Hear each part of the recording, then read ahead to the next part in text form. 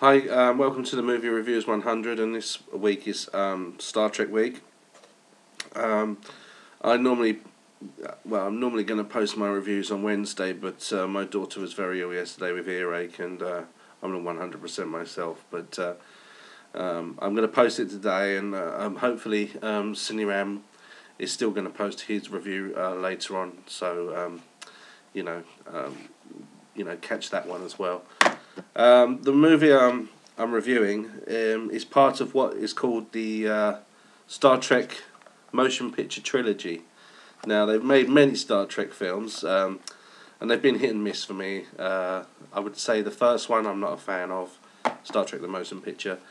They started getting good for me, and the second one, and I enjoyed the third one and the fourth one, which kind of make their own trilogy up because they sort of follow one continuous story. And the one I think is probably the best of all the Star Trek films, including the new one, is Star Trek 2: The Wrath of Khan, which not only is a good Star Trek film but also a great sci-fi movie. And this film is actually a sequel to one of the old TV show episodes from this first season called Space Seed, which also starred Ricardo Montalban as Khan. And I bet you didn't really have to see the episode because pretty much everything, the backstory was explained in the movie when Khan is speaking to Chekhov, explaining that Kirk had put them on a planet. There'd been a disaster which had shifted the orbit of the planet and had killed many of his people. So he blames Kirk for the death of his wife and many of the death of his people because Kirk put him on this planet, and he feels he left him there and never found out what happened in the disaster. It's kind of funny because the regular Star Trek character Chekhov wasn't actually in season one, but he's the character that recognises Khan in the film, and but he wouldn't have recognised him because he actually wasn't on the Enterprise until season 2. So it's kind of a funny thing for Trekkers that they always say, well, Chekhov doesn't remember, or Khan couldn't remember Chekhov, and Chekhov couldn't remember Khan because they never met each other before. But I think you just have to say, well, perhaps he was in the background, but we didn't really get to know him until season 2.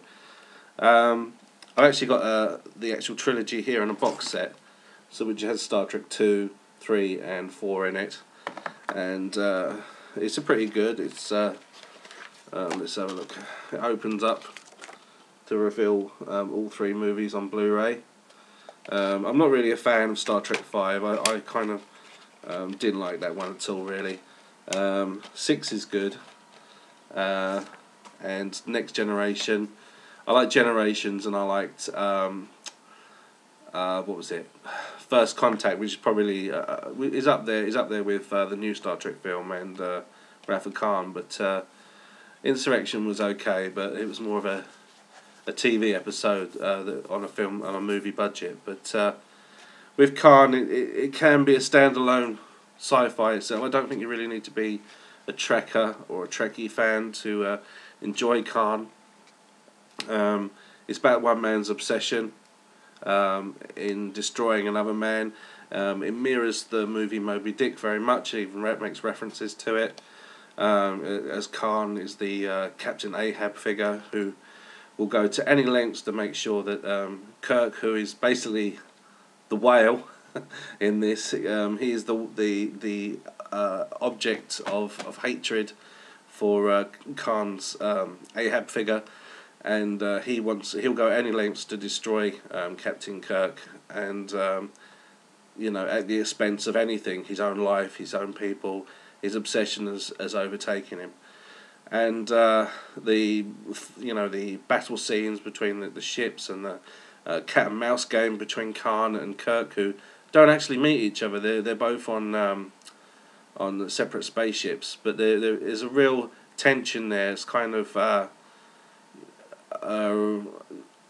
little bit of like a World War II tension between like a ship or a German U-boat, something like that. you kind of get that with the two captains squaring off with each other. So you do get that sense as well. And I think it's a fantastic film. It's really well acted. William Shatner and the whole Star Trek cast are on top form, and Ricardo Montalban, just chewing scenery with his wonderfully over the top. But it's not hokey. It's very he's very large and fills the screen with his presence, and as I said, it's not bad acting. It's just kind of like very extravagant acting, and I've really enjoyed his character, and the film's great. So I would say if you've never seen a Star Trek film, I would say the best one to get to know the original cast would be to watch Star Trek II: The Wrath of Khan. I think it would appeal to all types of people, and that's my review of Wrath of Khan. I'll catch you later.